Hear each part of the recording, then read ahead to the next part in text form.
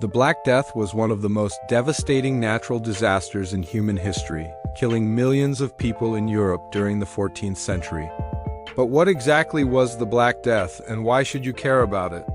Well, the Black Death was a bubonic plague that first appeared in Asia, but quickly spread to Europe via trading ships. The plague was caused by a bacterium called Yersinia pestis, which is still around today, by the way, and it spread by fleas living on rats. So the rats would get infected, then the fleas would bite humans, and the disease would spread like wildfire. The first recorded case of the Black Death in Europe was in 1347 when an Italian merchant ship arrived in the Sicilian port of Messina with a cargo of, you guessed it, rats. Within days of the ship's arrival, thousands of people had come down with a fever, chills, and painful swellings in their groin or armpit, which is how we know it was the Black Death. See, those swellings, also called buboes, are a hallmark sign of the disease. From there, the plague spread quickly throughout Italy and then the rest of Europe. And it wasn't long before entire families were being wiped out. In fact, it's estimated that up to 50 million people died of the Black Death in Europe, which was about half of the population.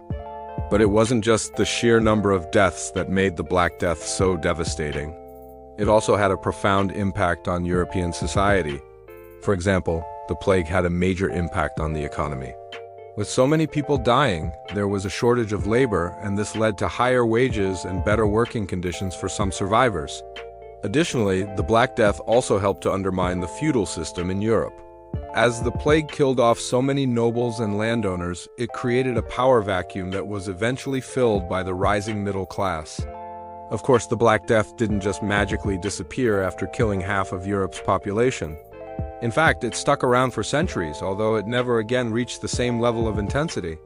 That's because the Black Death is still around today, mostly in Africa and Asia, and while it's much rarer than it used to be, it's still a serious public health threat.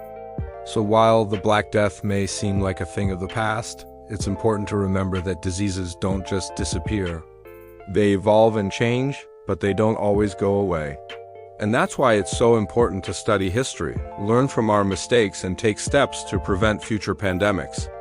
If you want to learn more about the Black Death, I highly recommend checking out a book called The Great Mortality by John Barry. It's a really well-written book that I read over the summer, and it's definitely one of the best books I've ever read on the Black Death.